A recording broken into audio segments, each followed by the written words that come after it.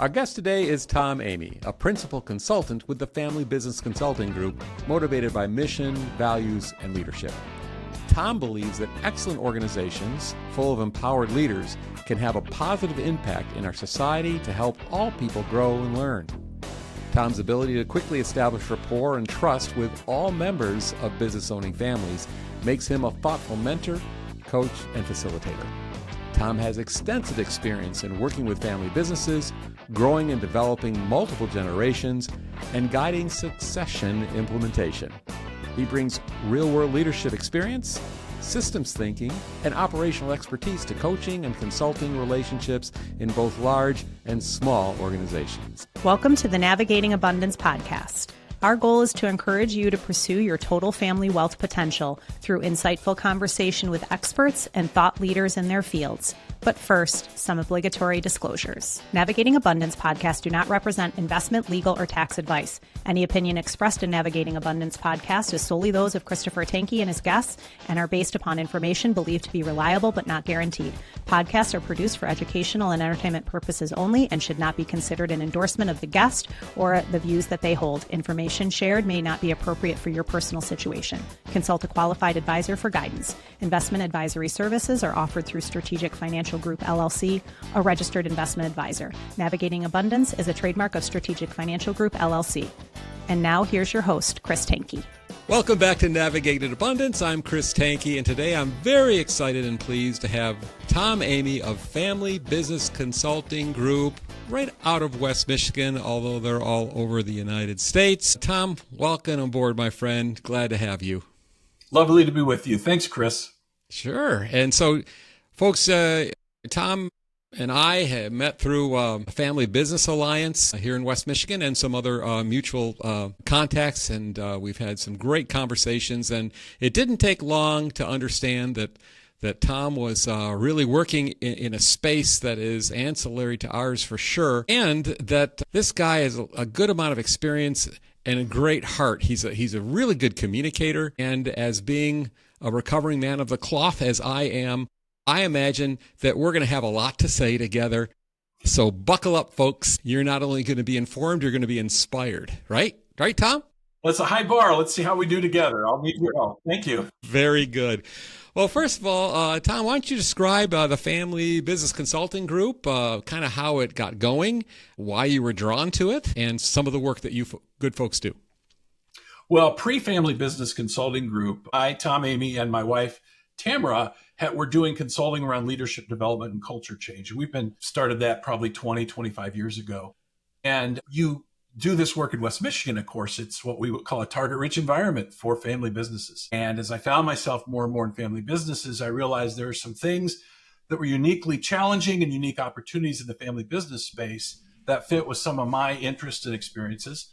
So one of our revered elders, Joe Schmieder, who's well known in the West Michigan community and beyond, at the time was an owner in the family business. And he invited me to consider joining Family Business Consulting Group. And so I did that, and I'm in my 6th year there. I'm one of the partners now. And it's been a fantastic opportunity to continue serving and learning, in the family business space. At FBCG, and I'll probably use FBCG a lot because it's a lot easier to say. We have a couple things that we really believe on a core level. First is, your mindset or what you believe about families. We have a statement we use. It's like, we believe that multi-generational family enterprises are precious and vitally important to the economies and social fabric of the world, and they deserve the best care and counsel. And what I love about that, at least what resonates with me, are the words precious and care. Like what you're doing, business owning family, is precious. It has a huge impact well beyond your family, even well beyond your company, your companies. And as a result, we want to provide the level of care that's unique for you. And you, not only as a sector, family businesses, but your specific. So a real common name in the U.S. is Smith. So we'll use Smith. The Smith Family Industries, to use just a generic term or pseudonym, is we want the Smith family industries to do well. We want the Smith family to do well, and we want to help with that. And we have 31 years of that experience. We started 31 years ago, celebrated our 30th last year. That's about as long as the family business consulting profession has been around. Mm-hmm. Two of our founders, Craig Aronoff and John Ward, met in higher education many years ago. We're really pioneers in the space. In fact, Northwestern University in Chicago has the Kellogg School of Business, and in it is the John Ward School of Family Business. It's just focused on family business. It's named after one of our founders, as a testimony to what he's contributed. So I stand on some mighty broad shoulders in my work with FBCG. Right. One of the things that I found really encouraging when we were talking earlier is the collaboration that you have with your fellow practitioners at FBCG. If somebody needs some opinion, some support, or whatever, I mean, you can pick up the phone and find a collaborative conversation. I think that's really a valuable thing to have. So you might not just get one coach, as it were. You're going to have maybe multitudes of ones funneling through that one conversation. Well, that learning together, the collaboration is a value and core to our culture. We meet quarterly as a firm. So we all gather together every quarter from across the U.S. on site, generally in the Chicago area. We try to find some place not as cold in February. And we learn for a couple days together. And we do case presentations. Always, I should probably say right at the gate, we're super serious about confidentiality. So if I give any anecdotes today, they'll be anonymized. You would have no way of understanding who I'm talking about. And if one of my clients is listening, I'm probably not talking about you, although it may sound familiar. But the idea is that we get together and learn, and we present cases. And I could call, as you said, I've got 31 consultant colleagues that I can call who have this rich background. And Craig Aronoff, one of our co-founders, is still active. I could call Craig and say, in your 30 plus years of doing this, have you seen this and what do you think? And he's all too happy to take my call and really speak into what I'm seeing. So you don't just work with me, but I've got this really deep bench all around me. It's fantastic. And you really should kick the tires of the I trip over to the FBCG website. That's a mouthful even saying that. But great resources there as well that you can take advantage of. I think it's a really good way to understand what's available to you through this organization. Really encourage you to do it. We put a lot out there to help families understand. I mean, some people want to explore before they call a consultant, and we understand that. So we put a lot of what we call IP or intellectual property that we develop, and we notice other advisors using it as well, and that's flattering. We appreciate that, and if we're helping families, we're happy. Yeah. That's great. One thing for sure in the space of, family businesses, or as we would say, expanding it to total wealth concept, total family wealth, there is more need than there is capacity. Well said.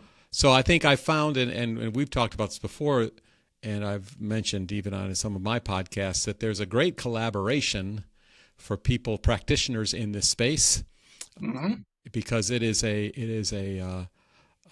just a very broad discipline, and it's very frequently you have to reach out and pull somebody in, but everybody that I have run into, just not very territorial. I just got to say that, and I think that's really neat, because this is about the family. It's about the preferential benefit to the family. How can we make a difference? And if we need to bring somebody in that's that's maybe a little deeper in knowledge and experience with this, if ultimately it makes for a better case development, then do it. I mean, and I found that a lot.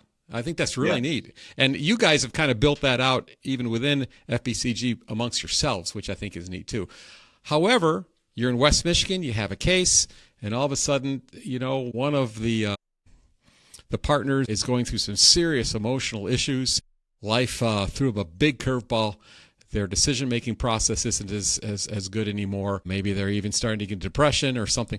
I mean, you've done some pastoral counseling, I'm sure, in the past, but that's not your thing, right? So there's a good example. You'd be grabbing somebody or saying, hey, let's find somebody here, right, that could assist in these types of areas. Oh, 100%. I really like that example because I actually have a master's degree in counseling. I have seen clients in a previous life, and I still don't do therapy with my clients. I'm there to help them meet their goals around the family business work that we're going to do. We talk about helping families prosper through the generations. I work with the whole system.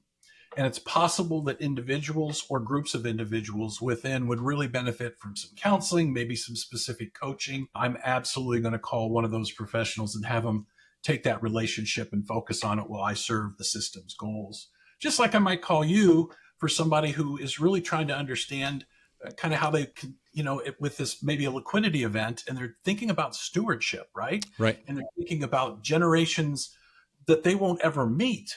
And how do they plan that? And that's where you and I could team well, because I do some work around psychological impacts of wealth. Right. But you've got this fantastic reservoir of knowledge and experience that is very different than mine. And together we would serve the client well with the both and of what we bring. Well, let's join forces. What do you say? Your clients would be well helped and no doubt greatly amused. No, yeah, exactly. I don't think we'd get much done, but we'd have a very, very good time. No, that's great. That is great. So wonderful. Well, I do want to talk about succession planning. Yes. At some point. And I think maybe it's such a broad topic. I know that FBCG has a book on this in their resources section. I know that that you and some others have worked together and actually have a 2-day presentation on this and use the book as a textbook ultimately. Could you describe what that is? And in so doing, I think, if somebody's in Singapore, they're not going to come to your sessions probably. But the point is that you can kind of share some of high-level I think, goals and concerns and whatever through succession planning, which every single business owner is going to deal with either really well or maybe not so well. So let's talk about that. Great way to jump into that is very few people have been through succession planning before, because even if you're at one point were the younger or rising or next gen and you sort of became an owner or became a leader, it looks different now that you're maybe thinking about the future now that you're ending perhaps the end of your career. And so the Family Business Alliance of Grand Rapids is a fantastic organization. Please, if you're involved with family business in any capacity, even if you don't work in the business, which many don't, look them up. And if you're not involved, please get involved. The materials, the programming they have is second to none. And they're a membership organization of family businesses that come around to do learning and understanding together. And we're happy to serve that. Family Business Consulting Group is a platinum sponsor of that organization. And as part of our service to them, one of my outstanding FBCG colleagues, Rob Sly of Sly Furniture back in the day, and I do something called Succeeding at Succession. We do use a book. Let's see if we have a resource, we could list this. Mine's quite warm. It's called Family Business Succession by Lecouvi and Pendergast, two outstanding. I'm still working with Kelly Lecouvi as one of my colleagues in the firm. And we have 3 half-day sessions. We use a cohort model. So we put family businesses together in a group of 8 to 10, and we do a deep dive into the questions around what does it take to do what we like to call succession continuity, not just succession.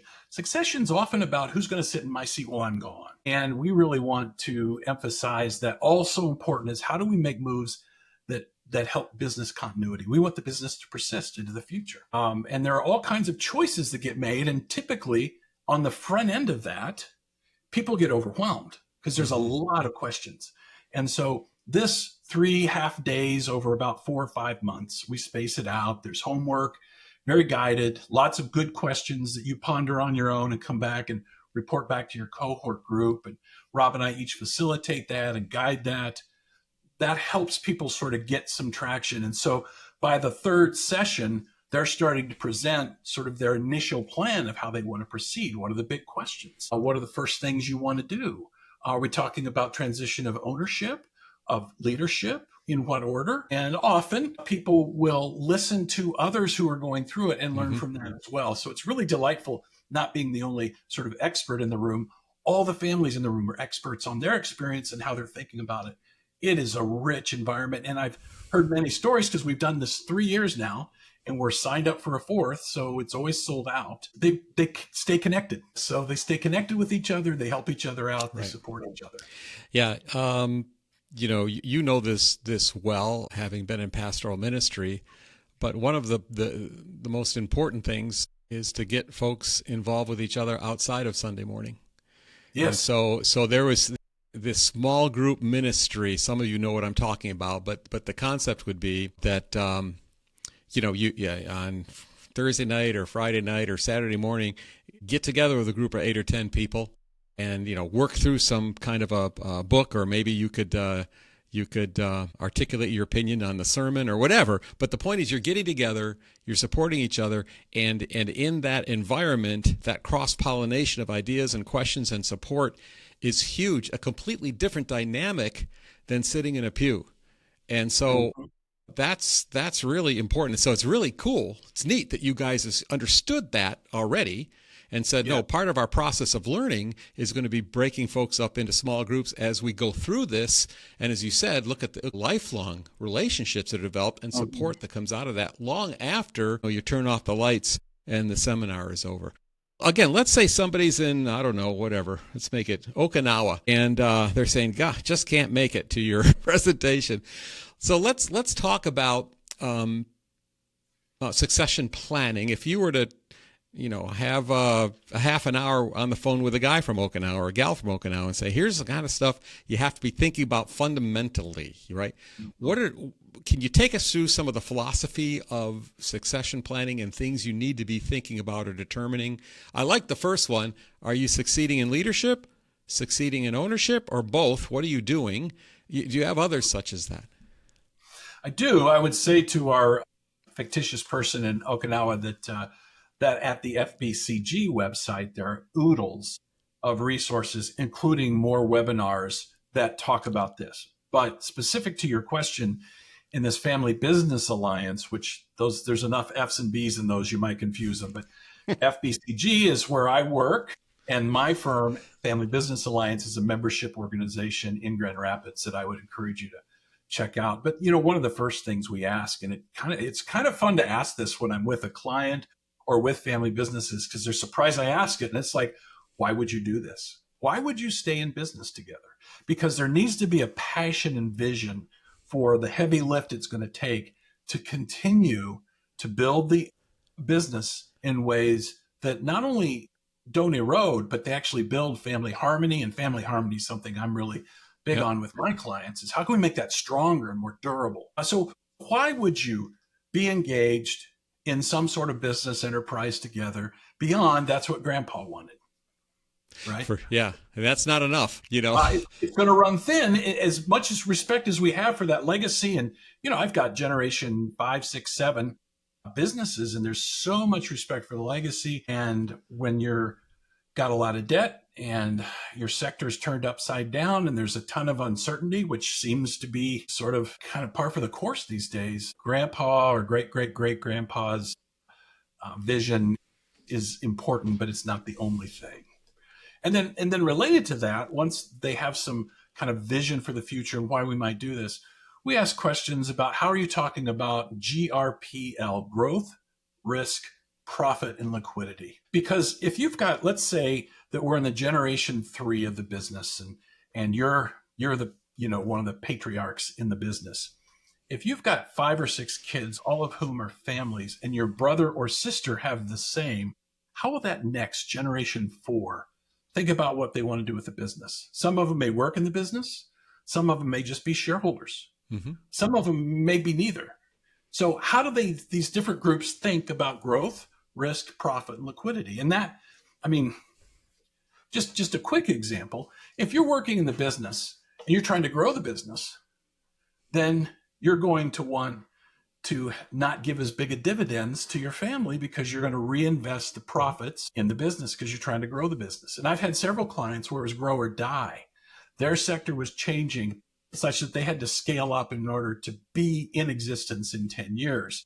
And that became a really challenging conversation with a group of family that didn't work in the business and just sort of had been used to receiving fairly robust dividends year after year. So Wow. that's another important question. And Chris, when are you going to step out of your business and in leadership? And then as far as ownership is concerned, what's the transition? And then that's where we'll call some of our friends like you or estate attorneys, because that becomes complicated and technical. People are concerned about the tax implications and all of that financial planning. But there's also the ability to sit down and have a conversation about these things and really be clear with each other and talk about what you want. And sometimes in families, they haven't been really good at that. And so we help them with that. All right. So verily, verily, I say unto thee, thank goodness you have counseling experience. Because to me, as you're talking through all of this, I'm thinking conflict resolution, conflict resolution, conflict resolution. So, Right. I mean, my goodness, for as many family members as you have that have some connection or stake in the business, you have opinions. You do. So if somebody is hearing what I'm saying and saying, you're reading my mail, how do they even start to say, I've got to figure out how to get everybody here, at least with general agreement, generally on the same page? And again, that's not even a fair question, because this can take a couple of years and can be very complicated. But do you have any high level advice if you're saying, hey, we've got to start making some progress in communicating here? Just get started. Yeah. Just get started. I say that every week we meet with the Succeeding in Succession. I said, I know this is overwhelming. I know that you have questions you don't even know how to ask yet. Just get started. Momentum. Even if it's to sit down with a couple people, and don't even worry if it's the right group. Just sit down with some people and start saying, how do you feel about this? What are you thinking? And then as we start to get into it, I'll start to ask questions. I've got a client that came out of that, and I asked her, she's the CEO. I said, do you have a timeline? And she said, timeline for what? I said, well, that's a great question. When would you like to be significantly less involved in showing up at the office and doing operational work 5 days a week? And so then we began to explore that. And she began to come up with a timeline. I said, okay, all that stuff that's not going to get done because you're not in the office, who's going to do that?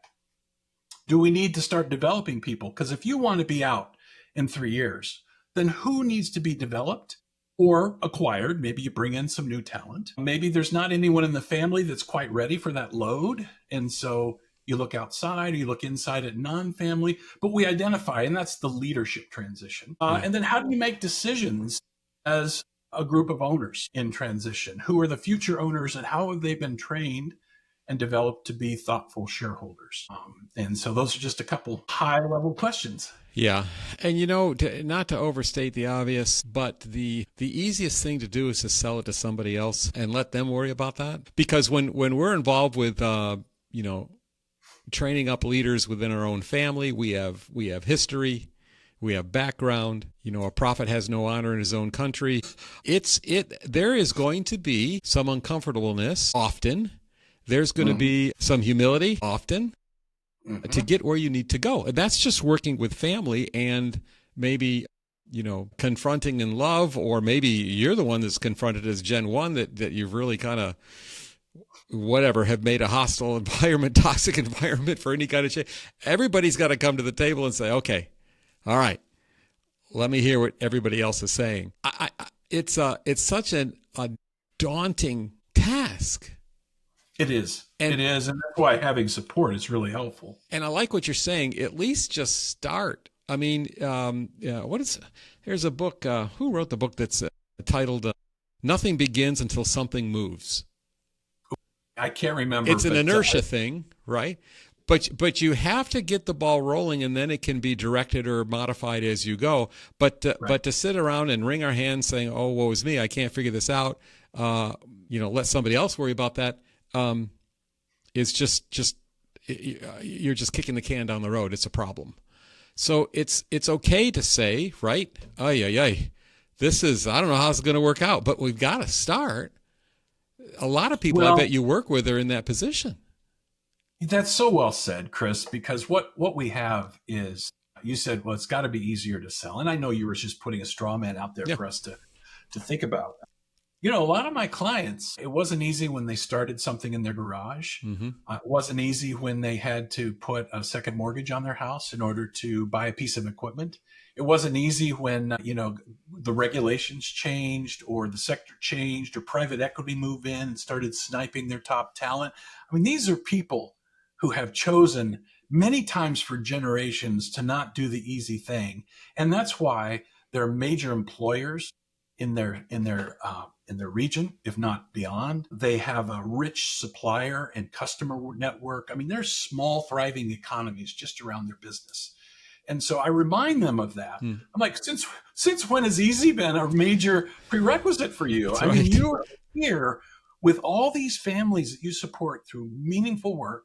And many of my clients are very interested in paying above the mean and taking good care. I mean, early on, I just had a conversation with a chair of the board as I'm starting with a new client. And right away, he told me about how proud they are about how they pay 100% of the healthcare premiums. They're aggressive in how they norm their market, how they compare the market to the jobs and the salaries they pay. And they really want to take care of their employees. And they feel like it's not just us, and then they name the number of employees across the family. Hey, we've got 632 people that we need to take care of. Mm-hmm. And so there is this kind of passion, and often that's the why of why we would stay in business together. We have something as a family because our whole community has participated in this incredible adventure we've been on, this risk. And that's why I just get stimulated to be in the room with these folks, because they're so passionate and they're so visionary. But yeah, it's hard. And so I have to remind them of who they are, that they can do this hard work. Yeah. I love that. You have had success here, and here. It might have taken other people down, but you persevered, stumbled around, maybe didn't even get it right the first time, but the third time you solved the problem, it struck, it worked, and look at the fruit of that 20 years later. Here's just another one. That's all it is. We can do this. Yeah. We can do this.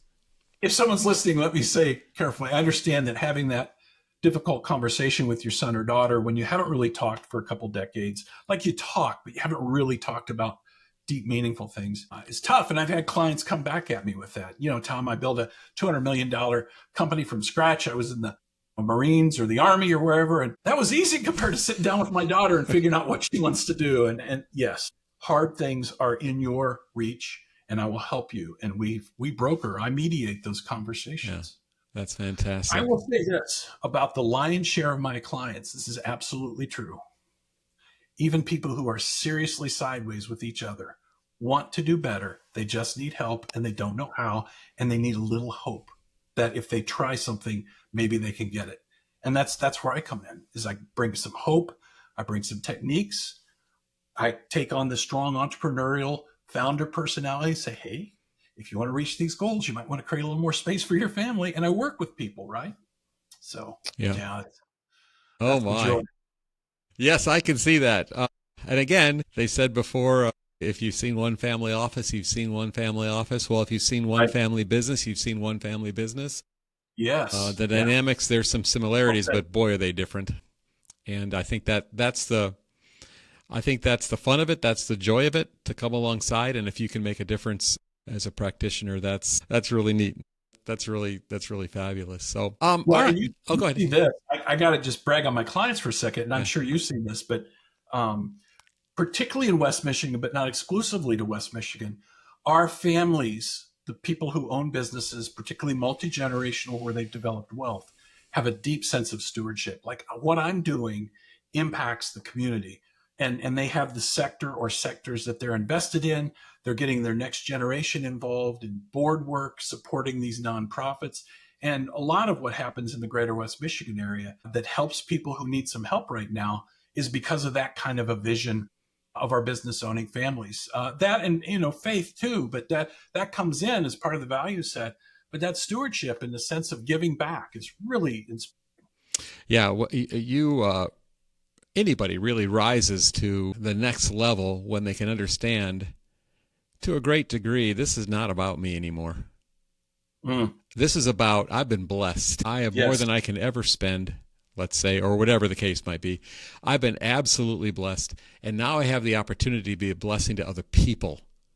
That's my legacy. And when you start thinking that way, it's amazing what you can accomplish and the joy that it brings. But, in that blessing that you can see how you've been taken, if you're Gen 1 or whatever, how far you've come, there is the realization that, the baton has to be passed, and your best self is realized when with humility and gratitude, you start working with those that are going to receive this business or buy into the business, whatever the case might be, and getting closely involved with their lives a bit more, I would say. I mean, you mentioned that maybe in the last couple of decades, I've just had a superficial relationship with my Gen 2 daughters that are going to inherit this, let's say. Well, that's great, but you can't stop now. You have to bring it up to another level. And you have to start. There are things that have to be discussed, and that might mean you possibly need to learn some better listening skills or whatever the case might be. But to do nothing just really inflames the problem. So do something. And we've said before, one of our beliefs here at Navigating Abundance is that when you navigate abundance, it's always a team sport. You can't do it on your own. As good as books are, you can't do it by just reading a book. You need somebody there to coach you, just like an athlete would be coached in the training room. They know how to lift weights, but they need a coach. It's the same thing here. You need somebody to prod you. I have a coach. So yeah, I believe you. Yes, it's true. Yep. And that is so very, very important. And again, I say that because a lot of people listening today, are self-starters. They've kind of created their own empire. And a lot of this is because they're brilliant, hard workers, driven, really good wisdom. But all that might not be enough if now you are saying, I think I'm out of my league for succession planning because it's not going as well as I thought it would. Well, if you're as smart and brilliant and entrepreneur and driven as you are, then apply that and go get some help. That's the smart move. Yes, and they no doubt have done it. I mean, at some point, the entrepreneur is doing their own books, and then they realize that they continue to do their own books, they're not going to be as effective. So they bring in someone to help, and that person has deeper knowledge of the financials, and they take it to the next level. And that's true in so many areas. Yep. So I agree with you. What I'm saying is it's also true in the touchy-feely area of relationships and succession. Don't be afraid of that. Embrace it. It's true. And get somebody that's vetted that can help. All right, so coming back to the succeeding at succession, are there a couple of major things that people need to be thinking about as they are about to enter into trying to discover and formalize plans to accomplish this? How does somebody begin, oh my gosh, I'd like to be out of this business in 5 years, I think. I've got the vision. That's where I want to go. Now what? Well, I think, one of the questions is, who would you like to be involved in that conversation? And I think people who might be affected by the decision would be good to involve. So family, maybe some key executives. As you talk about your own timeline, I'm speaking from the sort of a singular leader, but at some point you want to move it to having a team of people who are thinking together about this, because often what I see is that we think about a CEO who's a family member thinking about transition, but you've got perhaps a cohort of executive and mid-level leaders that have been there as long as she has. And if she goes, they're probably nearing the end of their career as well. And so you really need to be thinking about it through the organization. And so all of a sudden, you would be wise to talk about this broadly as we're thinking about leadership succession as something we want to be doing on a regular basis. When you hire someone, you're preparing them for a future where they'll take on more, even as you think about your own transitions. And I know I just said it's overwhelming, just get started, and that would overwhelm you even more. But we see that a lot, is it's not just one person at some sort of high level, but many others who are thinking about the end of their active daily involvement in the operations of the business. And then what's the plan for ownership? And that's complicated. So the first thing you got to do is, what is currently true? Do you have a buy-sell agreement, a shareholder agreement? Do you have partners? Are they family? Is it time to change the ownership structure? Because this is a great time to do it. Who wants to be involved in ownership in the future? How do you begin talking about that? If you have significant wealth, a lot of complexity to your business, and your operational structure, and you haven't really been talking about that as a family, then you've got a lot of things they have to understand quickly, and that's going to be harder. So we try to get these conversations rolling on sort of an easy level, right? And here's sadly what I see a lot is folks who just keep putting it off, and then there's a tragic event, and now a family has to figure this out as they grieve. And that's so hard. It's so difficult to see, and we'll come in and help with that. Absolutely. But if there could be some proactive planning and conversation and patience with that process, it's going to go a lot better. I want to pick up on that word conversation. When you throw one lever in a business, it affects many other things. Even just if we use the term opportunity cost, I'm going to spend $1 million doing this. Well, that meant that I didn't spend $1 million doing something else. That was a decision. Yes. Right. I gained this, but I lost this. Was that worth it? Kind of thing. And so when we're thinking about our succession and we're having conversations with key players, and perhaps the first conversations with our wife or a husband, then the circle gets larger and larger and larger from there. What about broadcasting the decision? How do you make sure that it's a positive impact to say, guess what? I think I'm going to be retiring. And so here's 2 or 3 things that we are working on, everybody, to let you know as I get ready to ride into the sunset. I imagine that's super valuable to do, but if not done well, I think it could really bring a lot of fright into the organization. It could. And so here's how people do it the most poorly is they don't mention it. Right. And I've had to say, I've got current clients I've sat down and said, you're 81 or 82. I'm 82. Do you think no one else around here knows that you're 82? Right. Exactly. I'm being humorous with you because it's an ironic conversation. Of course, I'm much more gentle and respectful with the client, but I say, I think everyone is wondering.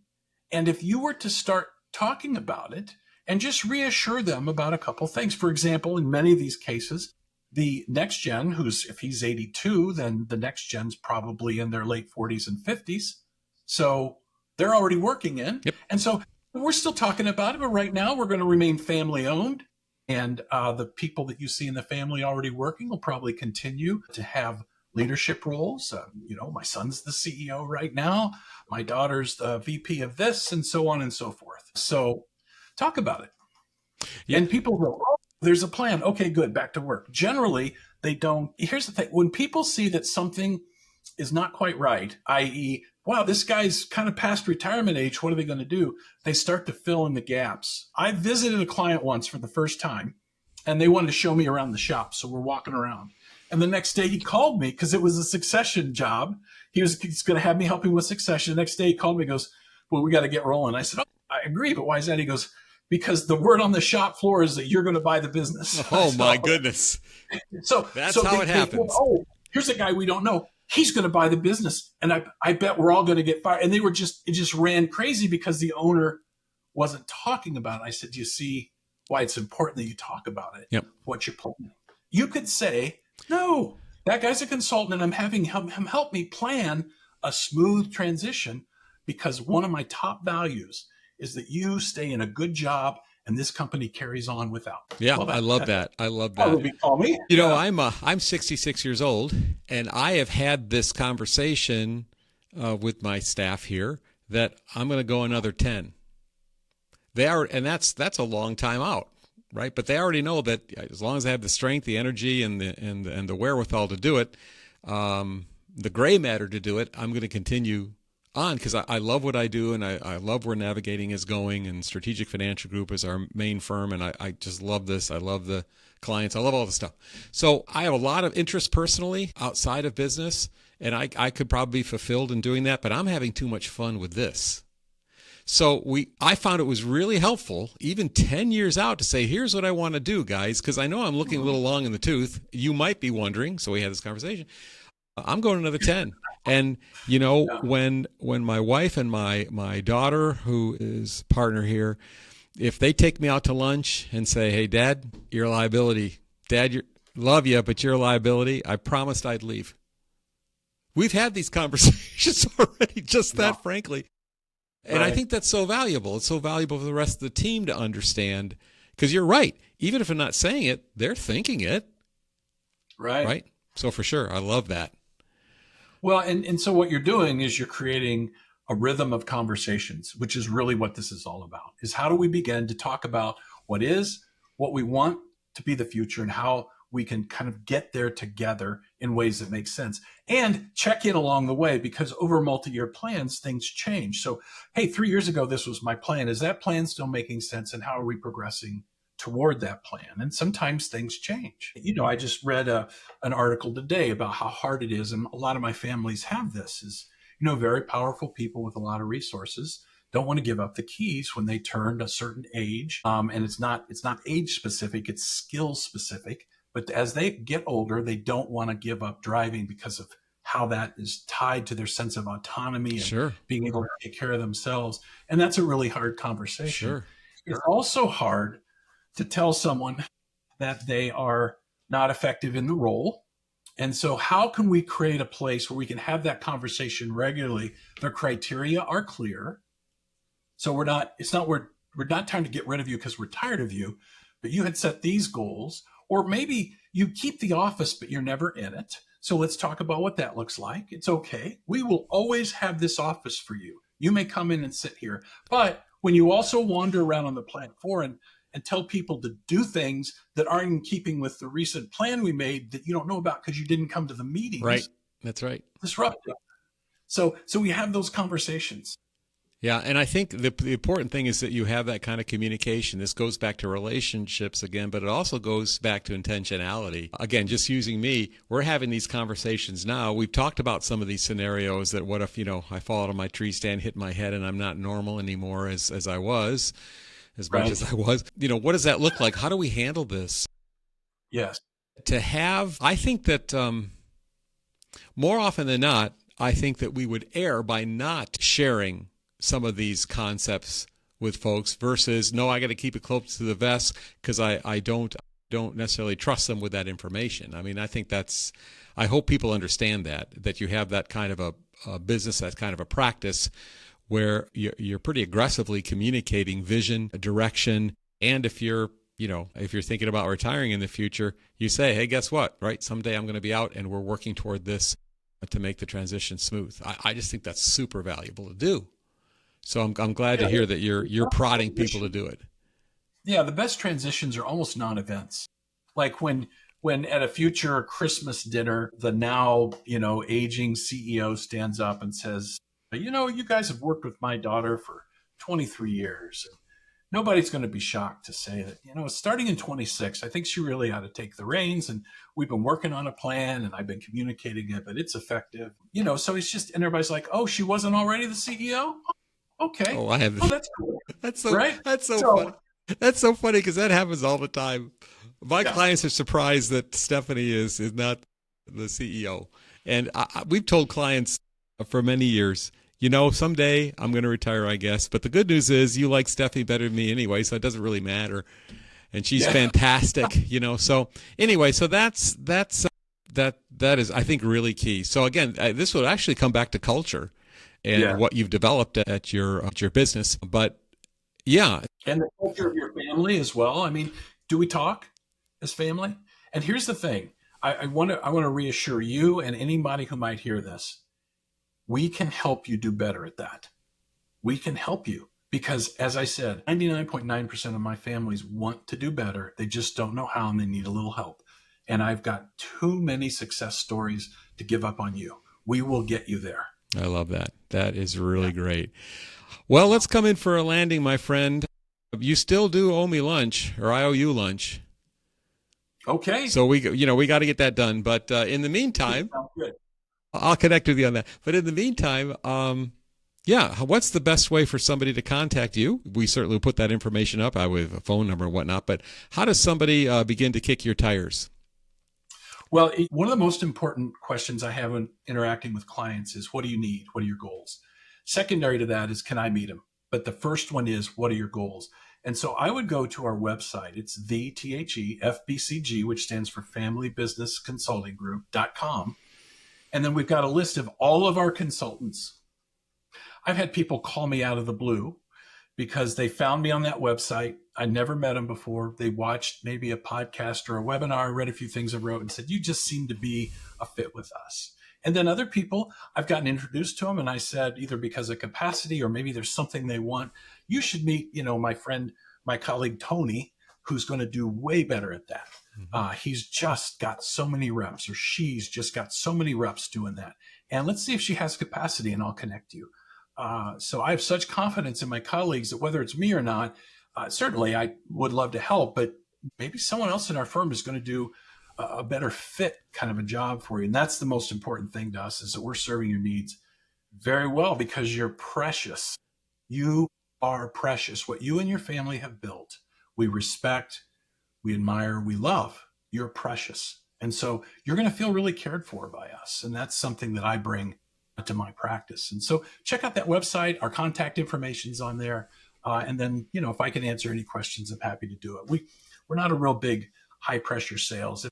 If I'm going to work with somebody, succession continuity, they've got to really believe I'm the person, because it's too long a time and I'm asking you to do too many hard things for me to push my way in the front door.